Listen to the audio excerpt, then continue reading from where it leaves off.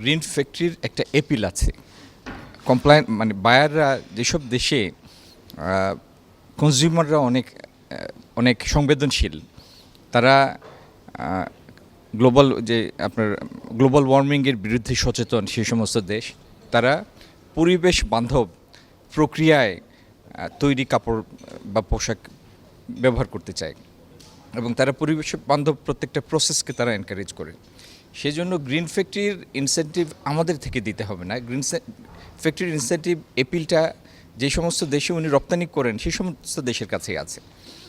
আর আমাদের যেরকম উদ্যমী যারা উদ্যোক্তা, আমাদের এই মিথিলা টেক্সটাইলের ব্যবস্থাপনা পরিচালক জনাব আজার আজার সাহেবের মতো, আজার ভাইয়ের মতো, এরা বাংলাদেশকে একটা ভিন্ন উচ্চতায় নিয়ে গিয়েছেন এই টেক্সটাইলের ক্ষেত্রে। আমার পাশে এখানে ডিবিএল এর গ্রুপের চেয়ারম্যানও আছেন। ফ্যাক্টরিটা যদি আপনি ঘুরে দেখেন, এত পরিবেশ বান্ধব, আপনি ডাই হাউসে ঢুকেন, অ্যাবসলিউটলি ড্রাই একটা ফ্যাসিলিটি, এবং যে সমস্ত মেশিন থাকাটাই যথেষ্ট না, সেই মেশিনের মেনটেনেন্স এবং সেই মেশিন থেকে প্রোডাক্টিভিটিটা আদায় করে আনা, প্রসেসটার মধ্যে তার শ্রমিকরা যেন ওন করে কাজ করে সেরকম ইনসেন্টিভ তৈরি করা, এই সমস্ত পরিবেশ তৈরির পিছনে শুধু মেশিন বা টাকায় হয় না, এটির জন্য একটা ম্যানেজমেন্ট স্কিল লাগে।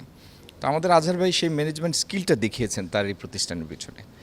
আমরা যেটি আগামী দিনে চেষ্টা করব, তিনি যেন গ্যাস সংযোগের যে কাঙ্ক্ষিত সহায়তা সেটি পান, উত্তর তার রপ্তানির পরিমাণ বৃদ্ধি করতে পারেন, তার এখানে এমপ্লয়মেন্ট আরও বেশি কর্মসংস্থান সৃষ্টি হয়, নতুন নতুন লোক এসে কাজের ক্ষেত্রে ঢুকে, এবং সর্বোপরি 2,500 যেন উনি শিল্প উৎপাদনের ক্ষেত্রে একটা নবতর সংযোজন ঘটাতে পারেন। এই জন্য আমাদের সর্বোচ্চ সহযোগিতা থাকবে।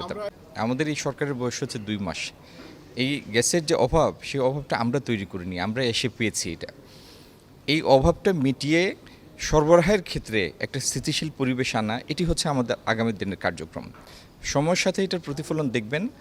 আর উনি বা ওনার মতো যারা উদ্যোক্তা হিসাবে অগ্রগামী আছেন, যারা রপ্তানিতে ইতিমধ্যে তাদের পারফরমেন্স দেখিয়েছেন, তাদের কাজ যেন ব্যাহত না হয় সেটিকে আমরা প্রায়োরিটাইজ করব।